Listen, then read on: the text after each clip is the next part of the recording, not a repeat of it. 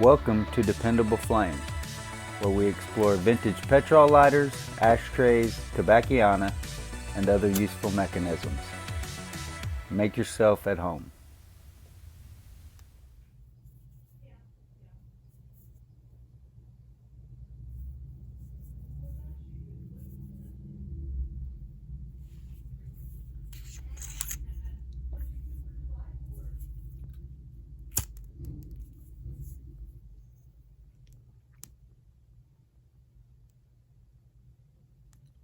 This was fueled several months ago.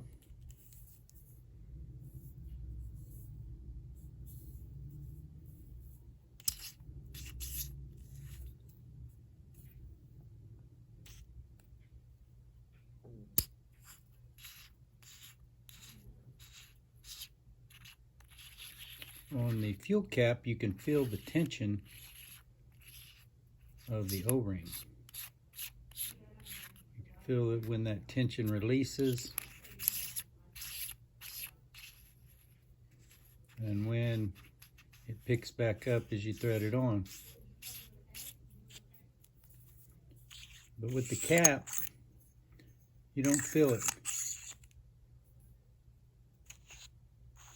It must be precisely placed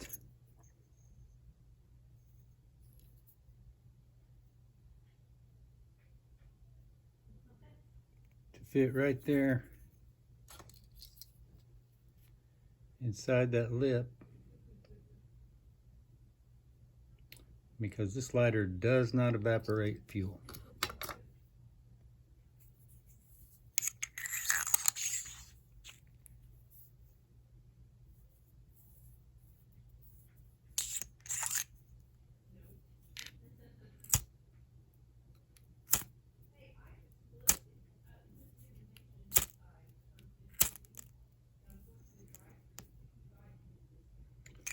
That is several strikes for that to light. I've never had it take that many.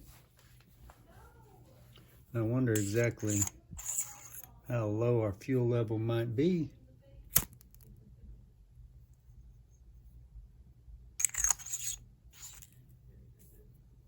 Very simple lighter to disassemble. Press the pin here.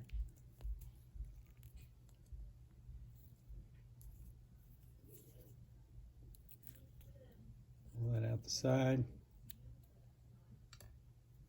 I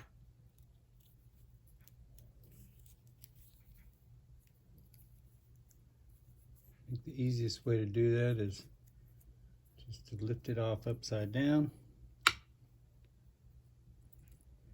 Spring.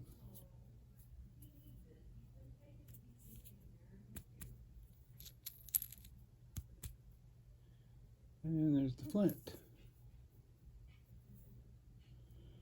which appears to be wearing somewhat, well, maybe not all that uneven, just with a bit of a burr. Does look a little uneven though.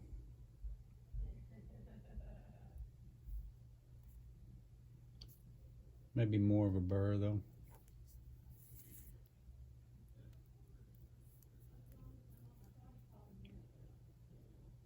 So drop that down the tube.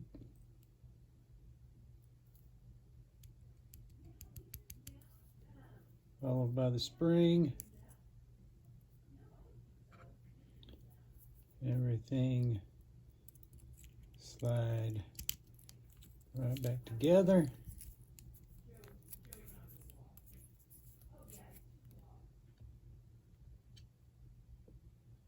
And then the spring end of the pin going in first. Sliding right back into place.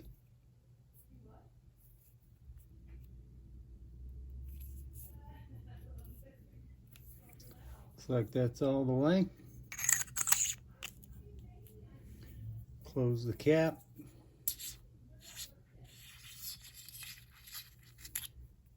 There's our fuel chamber. You can see that still wet to the touch.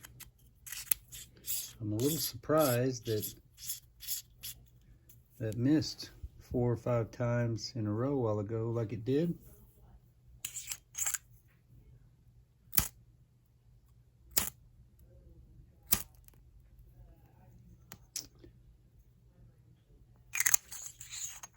Your wick is not supposed to actually be wet. Should be carrying fumes up. So you would think you take the lid off and strike it, and it should strike.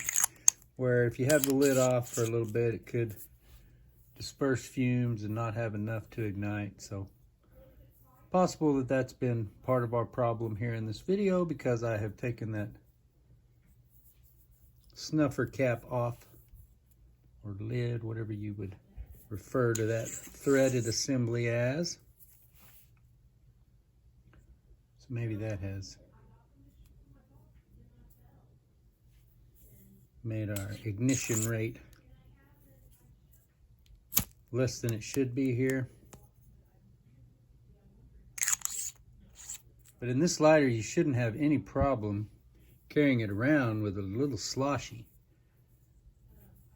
But you also shouldn't have to worry about it so much that if it's not really wet, you know, it should still light off the fume. I think that's perhaps what we're dealing with here, is just the fact that we've had the cap and the fuel cap off, the snuffer and the fuel cap, and let our vapor disperse to the point that there was not enough there to ignite it. Really fun lighter. A little bit bigger than most vintage pocket petrol lighters anyway. You see it in relation to the Zorro Z666 compared to a Park. Thickness. See it in relation to a traditional, if I can get one of them off of their bases here, a traditional Cygnus pocket lighter, obviously much shorter, much thicker, but it also has little handle there by which you could attach a lanyard or some other device by which to basically let it hang rather than you have to carry it in your pocket.